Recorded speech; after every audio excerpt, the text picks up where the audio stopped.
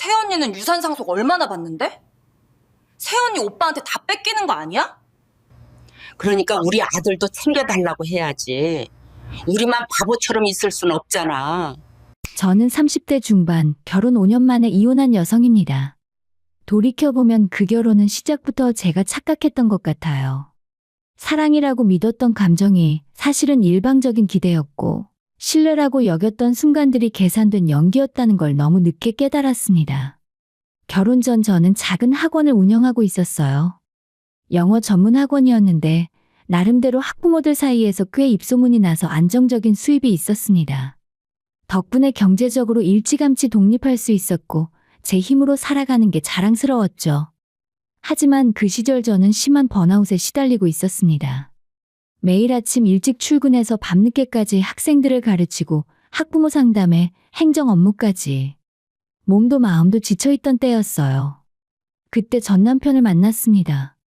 지인의 소개로 만난 그는 차분하고 다정한 사람이었어요. 이야기 들어보니 학원 운영하느라 많이 힘들었겠네요. 그렇게 열심히 사는 사람이 지치면 안 되는데. 괜찮아요. 결국 제가 선택한 일이니까요.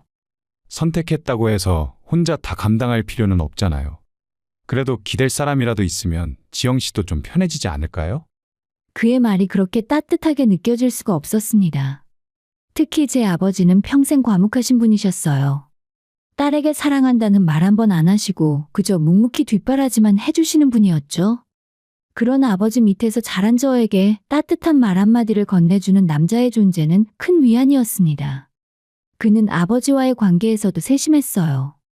명절에 함께 아버지를 찾아뵙고 말없이 술 한잔 따라드리며 아버지의 이야기를 묵묵히 들어주었습니다. 무뚝뚝한 아버지도 그를 마음에 들어 하시는 것 같았어요.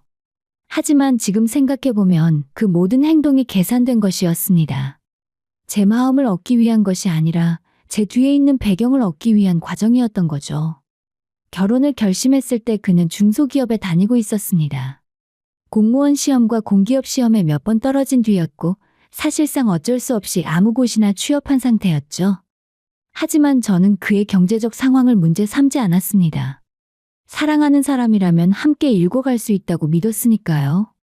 아버지는 딸의 결혼을 위해 흔쾌히 신혼집을 마련해 주셨습니다. 전세가 아닌 매매로 말이죠.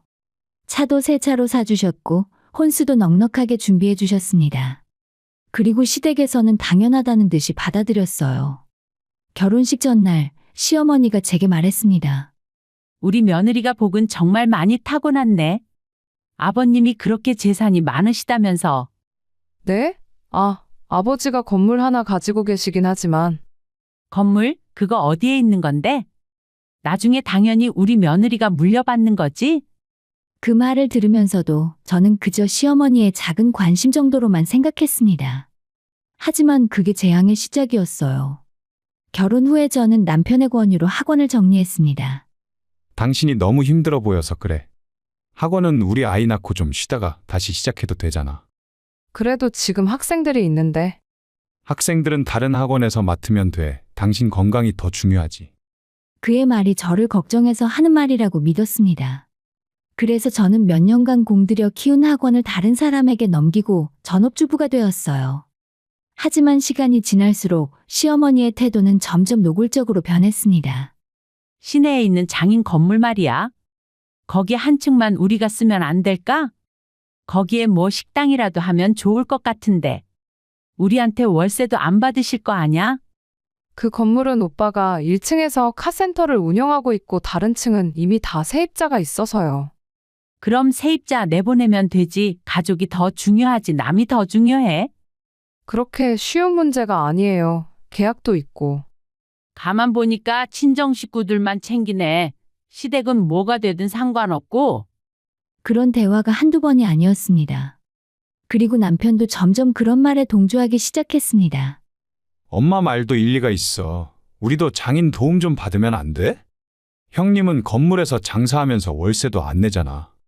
오빠는 그 건물을 관리하면서 아버지 일도 도와드리는 거야. 애초에 공짜로 쓰는 게 아니라고. 그래도 우린 뭐 받은 게 있어?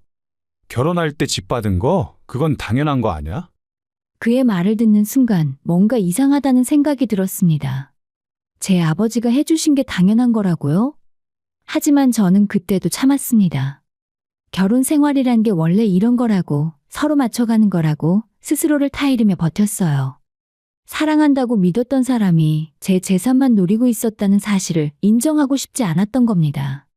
그렇게 저는 제 삶을 포기하고 그들이 원하는 며느리가 되기 위해 애쓰고 있었어요. 전업주부가 된 후에 제 일상은 단조로워졌습니다.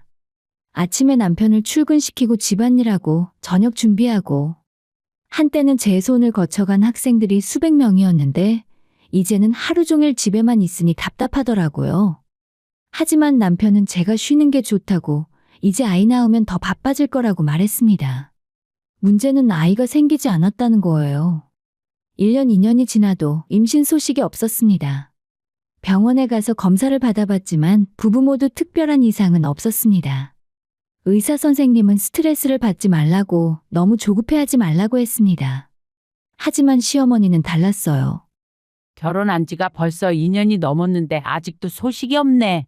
병원은 다녀본 거야? 다녀봤는데 둘 다 이상 없대요. 이상이 없는데 왜 아이가 안 생기는 거야? 요즘 젊은 사람들이 너무 편하게 살아서 그런 거 아냐? 우리 때는 결혼하면 바로 애 낳았는데. 의사 선생님이 스트레스 받지 말라고 하셨어요. 집에서 놀기만 하는데 무슨 스트레스가 있어? 밖에서 일하는 우리 아들이 더 스트레스 받지? 시어머니의 말이 점점 날카로워졌습니다. 명절 때마다 친척들 앞에서 저를 무능한 며느리로 만드는 말들을 서슴지 않았어요. 우리 큰며느리는 벌써 둘째까지 낳았는데 너희 집은 언제 경사 좀 나려나 몰라? 요즘 애들은 애 낳기 싫어한다더니 우리 며느리도 그런가 봐. 그런 말을 들을 때마다 남편이 제 편을 들어주길 바랬습니다. 하지만 남편은 그저 웃으며 넘기거나 심지어는 어머니 편을 들기도 했습니다. 엄마 말도 이해해. 손주 보고 싶으신 거잖아. 나도 아이 갖고 싶어. 근데 이게 내 맘대로 되는 게 아니잖아. 그래도 좀 더 노력해보자. 병원에서 시술 같은 것도 있다던데. 우린 이상이 없다고 했잖아. 왜 자꾸 나한테만 그래? 아니, 내가 뭐라고 했다고 그래. 그냥 방법을 찾아보자는 거지. 대화할수록 지쳐가는 느낌이었어요. 남편은 제 마음을 이해하려 하지 않았습니다. 그러던 어느 날 시어머니가 다시 재산 이야기를 꺼냈죠. 너희 집 명의 말이야? 공동명의로 바꾸는 게 어때? 네? 이 집은 아버지가 저희 결혼 선물로 주신 건데요. 그래도 부부끼리는 공동명의로 하는 게 맞지. 만약에 무슨 일 생기면 어떡하려고? 무슨 일이요? 그야 사람 일은 모르는 거잖아. 요즘 세상이 어떤데? 미리미리 준비해 두는 게 좋아. 저는 그 제안을 단호히 거절했습니다. 아버지가 제 명의로 해주신 집을 함부로 바꿀 수 없는 일이었어요. 하지만 그날 이후로 시어머니의 태도는 더 차갑게 변했습니다. 생활비도 문제가 되기 시작했어요. 애초에 남편이 주는 생활비는 턱없이 부족했습니다. 식비와 관리비, 통신비만 내면 남는 게 거의 없었습니다. 제 개인적인 지출은 결혼 전 모아둔 돈으로 충당해야만 했습니다. 여보, 생활비 좀 더 올려줄 수 없을까? 요즘 물가가 너무 올라서. 뭐, 지금도 적게 주는 거 아닌데. 당신 원래 돈 관리 못하는 타입인가 보네. 그게 아니라 정말 부족해서 그래. 부족하면 아꼈어. 나도 월급이 빠듯하다고. 아, 그러고 보니 당신 친정에서 받은 돈 있잖아. 그거 쓰면 되지. 그건 비상금으로 모아둔 건데. 부부 사이에 무슨 비상금이야? 그냥 다 같이 쓰는 거지. 남편의 말투가 점점 거칠어졌습니다. 예전에 다정했던 모습은 온데간데 없었습니다. 더 충격적이었던 건 시댁 식구들끼리 저에 대해 나눈 대화를 우연히 듣게 된 순간이었죠. 명절에 시댁에 갔을 때 화장실에 다녀오는 길에 시어머니와 시누이의 대화가 들렸습니다. 엄마, 새언니 친정이 돈이 그렇게 많다면서? 근데 왜 우리한테는 인색하게 구는 거야? 그러게 말이야. 장인이 건물도 있고 땅도 있다는데 우리한테는 쥐꼬리만큼도 안 주려고 하더라. 새언니 아버지가 나중에 유산 상속할 때 새언니 오빠한테 얼마나 줄까? 혹시 걔네 오빠한테만 다 주는 거 아니야? 그러니까 미리미리 챙겨야지. 우리 아들한테 좀 더 달라고 해야 돼. 형은 건물에서 장사하면서 월세도 안 내는데 우리만 바보처럼 있을 순 없잖아. 맞아. 요즘 며느리들 무섭다니까. 다 자기 명의로 받아서 나중에 이혼하면 혼자 다 먹는데. 제 심장이 철렁 내려앉았습니다. 그들이 저를 어떻게 보고 있는지, 제 가족을 어떻게 생각하는지 적나라하게 듣고 말았어요. 저는 사람이 아니었습니다. 그들에게 저는 그저 재산을 물어다 줄 수단에 불과했어요. 그날 밤 남편에게 물었습니다. 당신 가족들이 나를 어떻게 생각하는지 알아? 무슨 소리야? 오늘 시댁에서 어머니랑 아가씨 대화하는 거 들었어. 친정 재산 이야기하더라. 그게 뭐 어때서? 가족끼리 그런 이야기 할 수도 있지. 나는 가족이 아니야? 나는 그냥 돈이나 가져다 줄 사람이야? 아니, 왜 그렇게 예민하게 받아들여? 엄마는 그냥 우리가 걱정돼서 하신 말씀이야. 내 재산을 어떻게 빼앗을까 궁리하는 게 걱정이야? 당신 정말 오해가 심하네. 피곤하니까 그만 자자. 남편은 제 말을 들으려 하지 않았습니다. 아니, 듣고 싶지 않았던 거겠죠. 그도 이미 그들과 같은 마음이었으니까요. 그날 밤, 저는 잠을 이룰 수 없었습니다. 결혼이란 게 이렇게 차갑고 계산적인 거였나요? 사랑은 어디로 간 걸까요? 제가 사랑했던 그 사람은 처음부터 존재하지 않았던 걸까요? 이불을 뒤집어 쓰고 조용히 울었습니다. 옆에서 코 고는 남편의 소리가 너무나 낯설게 느껴졌습니다. 이 사람과 평생을 함께해야 한다는 게 그날 밤 처음으로 두려웠습니다. 결혼 3년 차가 되던 해의 가을에 친정에서 급한 연락이 왔습니다. 아버지의 암이 재발했다는 소식이었죠. 5년 전에 위암 수술을 받으셨는데 이번엔 다른 장기로 전이되었다고 했습니다. 병원으로 달려갔을 때 아버지는 병상에 누워 계셨어요. 평생 건강하게 일만 하시던 아버지가 그렇게 작아 보일 수가 없었습니다. 왔니? 괜찮아. 이까짓 거. 뭐가 괜찮아요. 왜 이렇게 될 때까지 참으신 거예요? 바쁜데 뭐 별거 아닌 걸로 소란 피우기 싫어서. 아버지는 그렇게 말씀하셨지만 검사 결과는 심각했습니다. 의사 선생님은 바로 항암 치료를 시작해야 한다고 했고 예후가 좋지 않다는 말도 조심스럽게 꺼냈어요. 저는 친정에 머물며 아버지 간병을 도맡았습니다. 오빠는 카센터 일이 있어서 낮에는 일하고 저녁에 교대로 병원에 왔습니다. 새언니도 아이들 돌보랴 병원 왔다 갔다 하랴 정신이 없었습니다. 남편은 처음에는 이런 상황을 이해한다고 말했습니다. 내가 집안일은 알아서 할게. 고마워. 아빠 상태 좀 나아지면 바로 돌아올게. 하지만 일주일, 2주일이 지나자 남편의 태도가 달라졌습니다. 당신 언제까지 거기에만 있을 거야? 집에는 관심도 없어? 지금 아빠가 항암 치료 받고 계셔서 내가 있어야 해. 어차피 형수님도 있고 형님도 있잖아. 왜 당신까지 거기 붙어 있어야 해? 우리 아버지인데 당연한 거 아니야? 당연한 거라고? 그럼 나는? 우리 집은? 남편의 목소리에 짜증이 묻어났습니다. 저는 더 이상 말하고 싶지 않았어요. 한 달이 지나고 아버지는 첫 번째 항암 치료를 마쳤습니다. 부작용이 심해서 며칠은 거의 드시지도 못하셨어요. 그 모습을 지켜보는 제 마음이 찢어지는 것 같았습니다.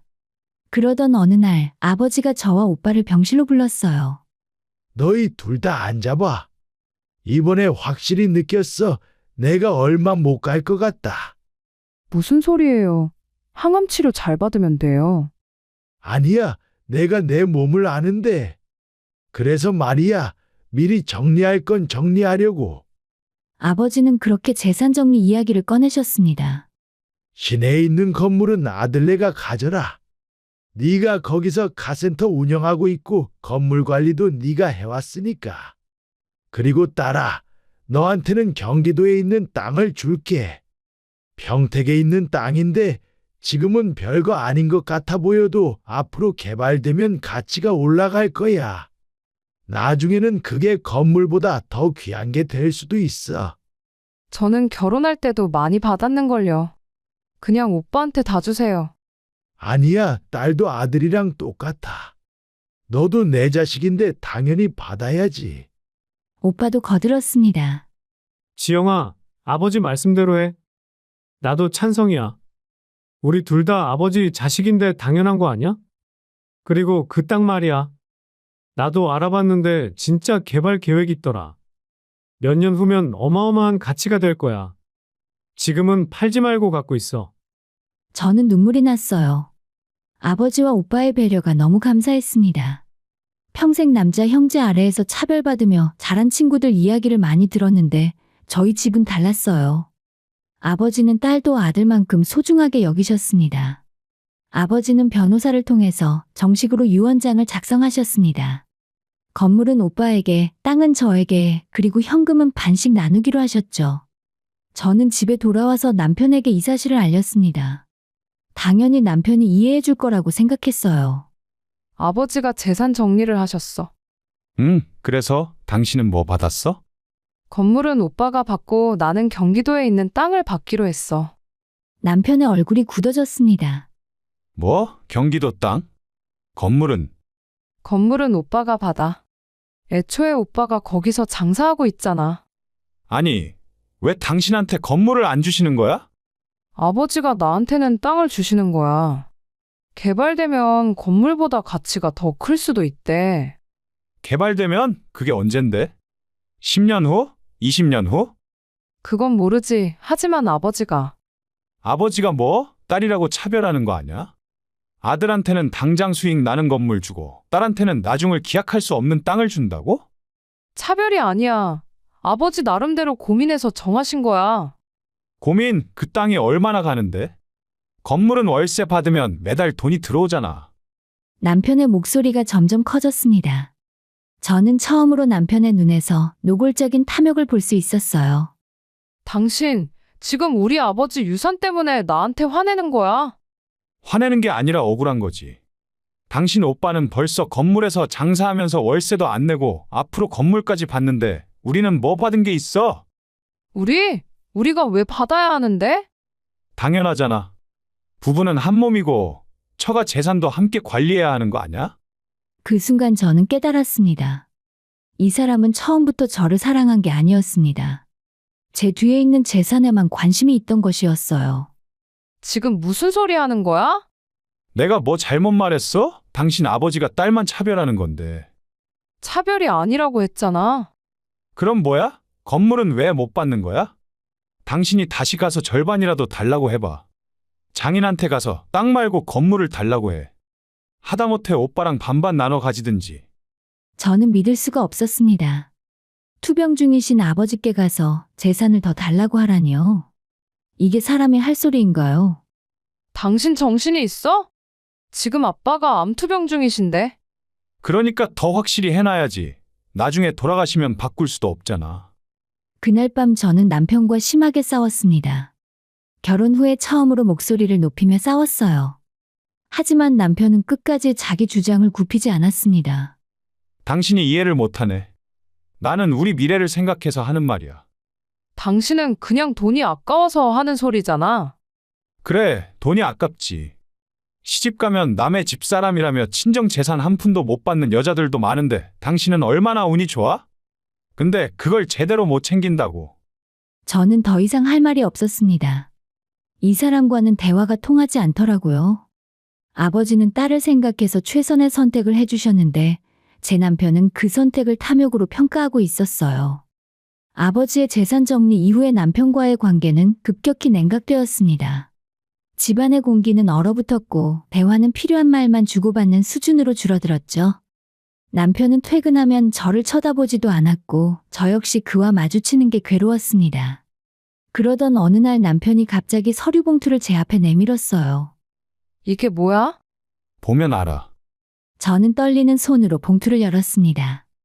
협의 이혼 신청서였습니다. 당신, 지금 이혼하자는 거야? 그래, 우리 더 이상 의미 없잖아. 당신 친정에서 받을 것도 없는데 뭐하러 이 결혼을 유지해? 서로 시간 낭비야. 남편의 목소리는 차가웠습니다. 감정이라곤 찾아볼 수 없는 마치 사무적인 거래를 정리하는 것 같은 어조였어요. 받을 것도 없다니 그게 지금 할 말이야. 사실이잖아. 건물은 형님이 가져가고 당신이 받은 건 언제 개발될지도 모르는 땅 한 조각 따위야. 솔직히 너무 실망이네. 나는 당신 친정이 꽤 부자인 줄 알았거든. 근데 알고 보니 다 형님한테 가고 당신은 찌꺼기만 받았잖아. 그 순간 제 안에서 뭔가 무너지는 소리가 들렸습니다. 이 사람이 결혼 내내 저를 어떻게 봤는지 이제야 완벽하게 이해할 수 있었죠. 그래, 알았어. 도장 찍어줄게. 뭐? 이혼하자. 나도 더 이상 당신이랑 살고 싶지 않아. 남편은 제가 순순히 동의하리라고는 예상 못했는지 잠시 당황한 표정을 지었습니다. 하지만 곧 차갑게 말했어요. 좋아, 빨리 처리하자. 재산 분할 같은 건 신경 쓰지 마. 이 집은 원래 당신 명이니까. 내가 몸만 나가면 되잖아. 저는 서류에 도장을 찍었습니다. 떨리지 않았고 오히려 후련했어요. 이제 이 지옥 같은 결혼 생활에서 벗어날 수 있다는 안도감이 들었습니다.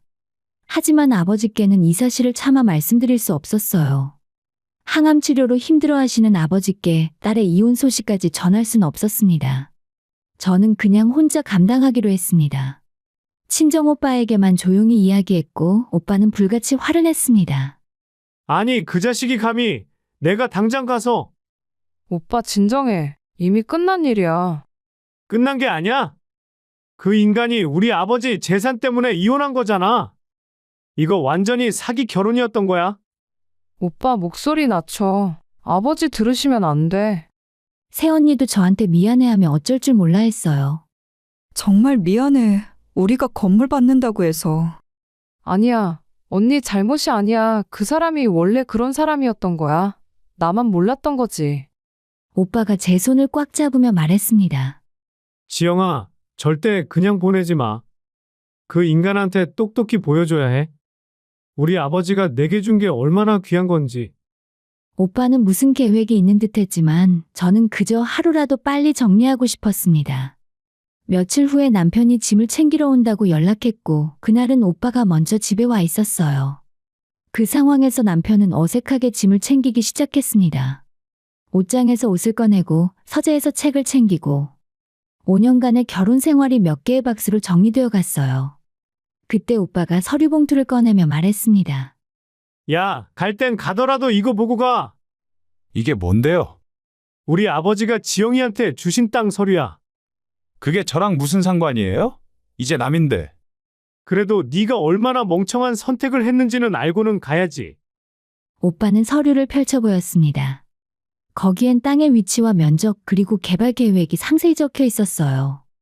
너가 경기도 시골이라고 무시했던 이 땅이 어디 있는지 알아? 국제신도시 개발 지역이야. 남편의 얼굴이 굳어졌습니다. 뭐라고요? 3년 후면 이 땅 가격이 아마 지금의 10배는 될 거야. 건물 한 채 가지고는 비교도 안 되는 금액이겠지. 그게 사실이에요. 사실이고 말고? 벌써 주변 땅값이 오르기 시작했어. 우리 아버지가 얼마나 해안이 있으신 분인지 알겠지? 장사하는 아들한테는 당장 수익이 나는 건물, 딸한테는 미래 가치가 큰 땅, 이렇게 공평하게 나눠주신 거야. 남편의 얼굴에서 순간 피가 빠져나가 하얗게 질리는 모습을 볼 수 있었습니다. 손에 들고 있던 박스까지 떨어뜨릴 뻔했어요. 남편이 저를 돌아봤습니다. 그 눈빛에는 후회와 당황 그리고 탐욕이 뒤섞여 있었습니다. 지영아, 우리 일 말이야. 이혼 말이야. 너무 성급했던 것 같아. 우리 다시. 저는 차갑게 웃었습니다. 방금 전까지는 의미 없다며? 시간 낭비라며? 그건 내가 화가 나서 한 말이고. 진심이었잖아. 받을 게 없으니까 이혼하자고 한 거. 아니야, 나는 그게 아니라. 그런데 지금은 왜 마음이 바뀐 거야? 그 땅이 생각보다 비싸다는 걸 알았으니까 그래. 남편은 말을 잇지 못했습니다. 오빠가 비웃듯 말했어요. 야, 너 정말 한심하다. 돈 보고 결혼했다가 돈 때문에 이혼하려다가 또 돈 보고 붙잡으려고 하고. 너가 사람이야, 계산기야? 형님, 제가 잘못 생각했어요. 제가 진짜 죄송해요. 남편이 제 손을 잡으려 했지만 저는 손을 뿌리쳤습니다. 이미 늦었어. 우리 도장 찍었잖아. 그거 언제라도 취소할 수 있어. 아직 접수 안 했잖아. 나는 절대 취소 안 해. 지영아, 제발. 우리 다시 시작하자. 내가 정말 잘못했어. 당신이 잘못한 게 뭔데? 내가 돈만 봤어. 당신 마음을 몰라줬어. 이제 알았어. 내가 정말 소중한 걸 잃을 뻔했다는 걸. 저는 남편을 똑바로 쳐다봤습니다. 그의 눈에서 진심을 찾으려 했지만 보이는 건 오직 후회와 조급한 뿐이었습니다. 당신이 소중하게 여기는 건 나라는 사람이 아니야. 내가 가진 재산이지. 그 차이를 당신은 영원히 모를 거야. 아니야, 진짜 아니야? 시어머니도 똑같았어. 당신 가족 모두 처음부터 나를 사람으로 본 게 아니라 돈으로 봤어. 남편이 무릎을 꿇었습니다. 하지만 그 모습이 전혀 불쌍하지 않았어요. 오히려 역겹게 느껴졌습니다. 오빠가 남편의 팔을 잡아서 억지로 일으켰습니다. 야, 일어나. 보기 흉해. 내 동생한테서 손 떼. 형님, 제발 한 번만. 꺼져. 다시는 내 동생 앞에 나타나지 마. 오빠는 남편을 현관 밖으로 밀어냈습니다. 남편이 문 앞에서 계속 애원했지만 저는 돌아보지 않았어요. 문이 닫히고 집안이 조용해졌습니다. 오빠가 제 어깨를 토닥였습니다. 잘했어. 좀 유치하긴 해도 저런 녀석한테는 이렇게 끝내는 게 맞아. 하지만 끝이 아니었습니다. 남편의 집착은 여기서 멈추지 않았으니까요. 남편이 집 밖으로 나간 후에도 전화와 문자가 쉴 새 없이 걸려왔습니다. 하루에도 몇십 통씩 걸려오는 전화와 새벽까지 이어지는 문자 메시지. 처음 며칠은 무시했습니다. 하지만 남편의 연락은 점점 더 집요해졌어요. 급기야 제가 사는 아파트 앞에 나타나기까지 했습니다. 초인종이 울리는 소리에 문을 열었더니 남편이 초췌한 모습으로 서 있었습니다. 왜 왔어? 이미 끝났다고 했잖아. 끝난 게 아니야. 우리 아직 서류 접수도 안 했잖아. 그건 시간 문제일 뿐이야. 돌아가. 내 말 좀 들어봐. 나 진심이야. 정말로 당신이 필요해. 필요한 게 나야. 아니면 내 재산이야? 남편은 대답하지 못했습니다. 그 침묵이 답이었습니다. 당신은 지금도 솔직하지 못해. 당신한테 필요한 게 뭔지조차 모르잖아. 아니야. 나는 당신이 필요해. 돈은 중요하지 않아. 그래, 그럼 재산 포기 각서 써줄 수 있어? 뭐? 내가 상속받을 땅에 대한 권리를 완전히 포기한다는 각서 쓸 수 있냐고. 남편의 얼굴이 일그러졌습니다. 그건 너무 극단적인 거 아니야? 당신은 못 쓰잖아. 결국 그게 목적이니까. 이제 그만 가. 다시는 오지 마. 저는 문을 닫으려 했습니다. 하지만 남편이 문을 붙잡으며 안으로 밀고 들어오려 했어요. 하지만 제가 경찰에 신고한다고 하자 어쩔 수 없이 물러났습니다. 다음 날 저희는 변호사 사무실을 찾아갔어요. 변호사는 상황을 듣고 고개를 끄덕였습니다.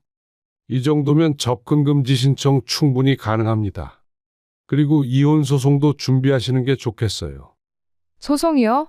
협의 이혼 서류는 작성했는데. 배우자가 협조하지 않으면 소송으로 가야 합니다. 그리고 위자료 청구도 하셔야 해요. 배우자가 재산 목적으로 결혼 생활을 파탄냈으니 정신적 피해에 대한 보상을 받으실 수 있습니다. 변호사의 말을 듣고 오빠가 말했습니다. 그거 해. 그냥 보낼 생각하지 마. 그 인간이 너한테 한 짓을 생각하면 절대 그냥 보내면 안 돼. 저는 결심했어요. 오빠의 말이 맞았습니다. 잘못한 사람이 대가를 치르지 않으면 또 다른 피해자가 생길 수 있었습니다. 좋아요. 위자료도 함께 청구하겠습니다. 변호사는 바로 내용 증명을 보냈습니다. 남편에게 협의 이혼에 응하지 않으면 소송과 위자료 청구로 갈 것이며 결혼 생활 중 시댁에서 받은 금전적 지원도 모두 계산해서 청구하겠다는 내용이었죠. 며칠 후에 남편에게서 전화가 왔습니다. 지영아, 이게 무슨 짓이야? 위자료 청구라니? 내가 뭘 잘못했다고. 뭘 잘못했는지 몰라?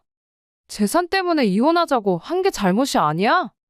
그건 내가 일시적으로 흔들린 거였어. 일시적이든 뭐든 당신이 먼저 이혼 서류 들고 온 거 맞잖아. 그게 유책 배우자야. 유책 배우자? 변호사 용어까지 다 아네? 변호사 선임했으니까 당신도 변호사 선임하든지 해. 우리 제발 소송까지 가지 말자. 우리 그냥 조용히 정리하면 안 돼? 당신이 먼저 조용히 끝냈어야지. 전화를 끊으려는데 남편이 다급하게 말했습니다. 잠깐 지영아. 알았어. 내가 다시는 네 앞에 안 나타날게. 그러니까 위자료 청구는 취하해줘. 왜 무서워? 무섭다기보다 소송 가면 내 직장에도 소문나고. 아, 그게 걱정이구나. 재산 때문에 아내와 이혼한 남자라는 소문? 그걸 왜 내가 숨겨줘야 되는데? 제발 내가 잘못했어. 그냥 조용히 끝내자. 남편은 그렇게 말하고 전화를 끊었어요. 다음 날 저는 서류를 들고 구청에 갔습니다. 접수를 마치고 나오는데 마음이 한결 가벼워졌습니다. 저는 남편에 대한 아무 감정도 느껴지지 않았어요. 동정도 연민도 없었습니다. 그저 자기가 선택한 결과를 받고 있을 뿐이었죠. 이혼 절차를 마무리 짓고 저는 새로운 계획을 세우기 시작했습니다. 다른 지역에서 다시 학원을 열 계획이었어요. 제 힘으로 다시 일어서는 겁니다. 더 이상 누구에게도 기대지 않고 누구의 눈치도 보지 않고 오직 제 의지로 살아가기로 했습니다. 그게 진짜 자유였고 그게 진짜 행복이었죠. 이혼 절차가 마무리되고 한 달쯤 지났을 때 친정에서 다급한 연락이 왔습니다. 아버지의 상태가 급격히 나빠지셨다는 소식이었어요. 병원으로 달려갔을 때 아버지는 의식이 흐릿한 상태였습니다. 오빠와 새언니 그리고 우리 가족 모두가 병상 곁을 지켰어요. 제가 손을 잡자 아버지가 가까스로 눈을 뜨셨습니다. 왔니, 우리 딸? 네, 아빠, 제가 여기 있어요. 너 이혼했다며? 네, 걱정 끼쳐드려서 죄송해요. 미안해할 거 없어. 잘한 거야. 아버지는 힘겹게 미소를 지으셨습니다. 그 남자 처음부터 마음에 안 들었어. 근데 네가 좋아하니까 참았지. 이제 네 마음대로 살아. 아무한테도 기죽지 말고.